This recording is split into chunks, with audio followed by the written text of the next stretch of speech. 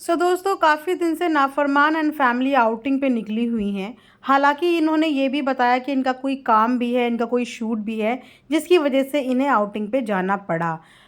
Outing के जाने का रीज़न और आउटिंग के पीछे से जो चीज़ें हो रही हैं, उन सब चीज़ों के बारे में डिस्कस करेंगे, इसलिए पॉडकास्ट को एंड तक ज़रूर सुनना।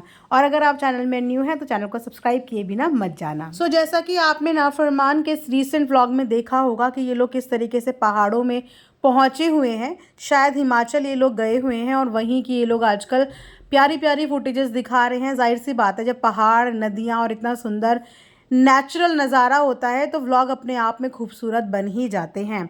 तो वहाँ की खूबसूरती वाकई में बहुत ही सुंदर लग रही थी। नदियों का नज़ारा, पहाड़ वगैरह, मतलब एक अलग ही वाइब, एक अलग ही पॉजिटिविटी आ रही थी देख के व्लॉगिंग में। क्योंकि समटाइम्स ऐसा होता है कि व्लॉगिंग में देखने वाले चेहरों से ज़्यादा इम्पॉर्टेंट और सुकून बैकग्राउंड का मिलता है। तो जिस बैकग्राउंड के साथ इनके व्लॉग्स लास्ट काफ़ी दिन से आ रहे हैं, वो बैकग्राउंड अपने आप में बहुत पॉजिटिव है, जिस वजह से काफ़ी ज़्यादा अच्छा लग रहा था देखने में। लेकिन व्लॉग के साथ साथ कहीं ना कहीं सबके माइंड में ये क्वेश्चन भी था कि ये अपने पीछे अपने 3 बच्चों को छोड़ के आए हुए हैं, जबकि इनके बच्चे ज़्यादा बड़े भी नहीं हैं और अक्सर बच्चे बीमार भी रहते हैं। और एक भी नहीं, दोनों की दोनों मम्मियाँ बच्चों से दूर शूट के लिए या आउटिंग के लिए, व्लॉग्स के लिए, किसी भी चीज़ के लिए, मतलब बच्चों को छोड़ के आए हुए हैं।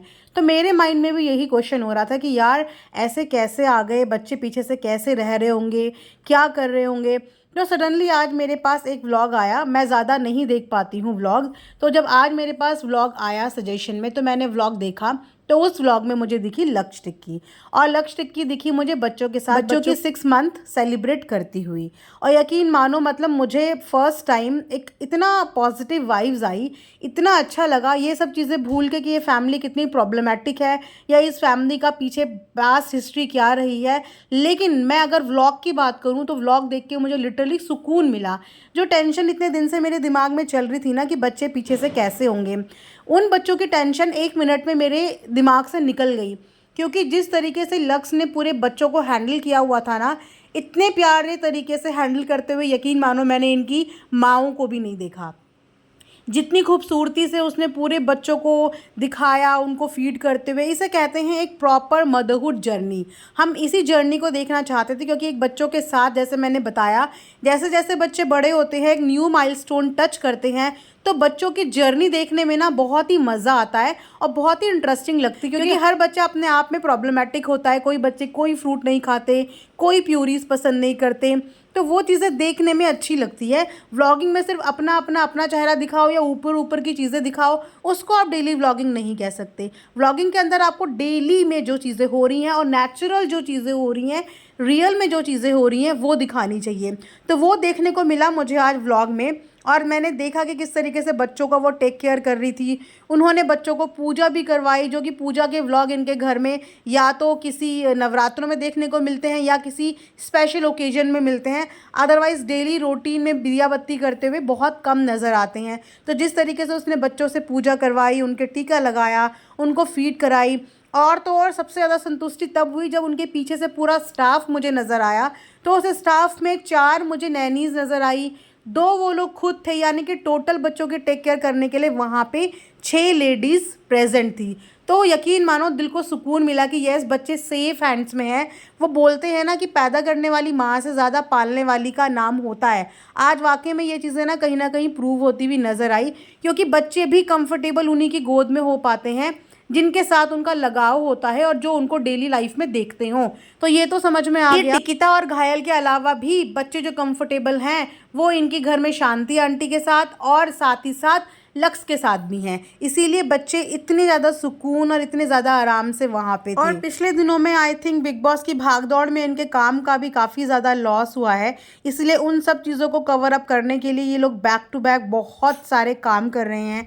वापस से इन्होंने कॉमेडी वीडियोज़ बनानी शुरू कर दी हैं, कॉमेडी शॉर्ट्स बनाने शुरू कर दिए हैं। जो एक टाइम पे ये लोग टिकटॉक में भी किया करते थे ना, वो कंटेंट इन्होंने वापस से शुरू कर दिया है। एंड जाहिर सी बात है, किसी भी कंटेंट को क्रिएट करने के लिए आपको वक्त बहुत ज़्यादा चाहिए होता है, और उस वक्त के साथ साथ आपको प्रेजेंस भी उन बंदों की बहुत ज़्यादा चाहिए होती है। और साथ में 3 बच्चों को मैनेज करना अपने आप में एक बहुत ज़्यादा मुश्किल काम हो जाता है, लेकिन उन बच्चों को मैनेज करने के लिए इन्होंने अच्छी खासी टीम अपने साथ रख ली है और अपने काम को भी बहुत तेज़ी से बढ़ा रहे हैं। उसी के साथ साथ फार्म हाउस भी आज देखने को मिला कि फार्म के एनिमल भी कितने खुश हो रहे थे।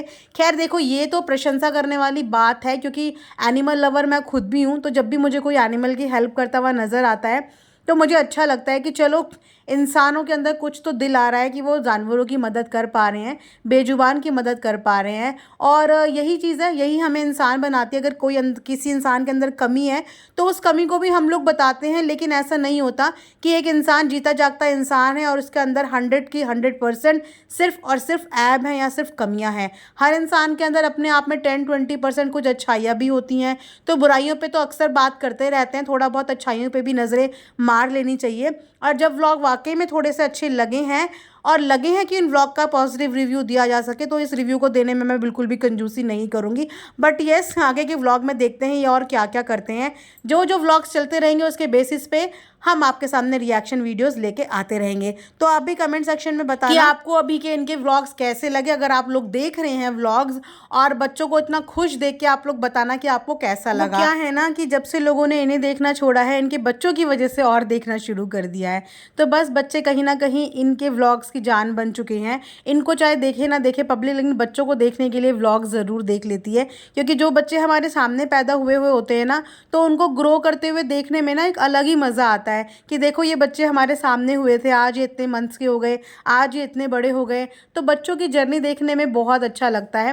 और बच्चे तो वैसे भी भगवान का रूप होते हैं, उनको तो जितना देखो, जितना दर्शन करो, ये समझ लो कि परमात्मा के ही दर्शन हो रहे हैं। सो वेल, ये था मेरा आज का एक रिएक्शन। आई होप आप लोगों को पसंद आया होगा। लाइक शेयर एंड सब्सक्राइब ज़रूर करें। And thanks for watching earth mom Dehradun.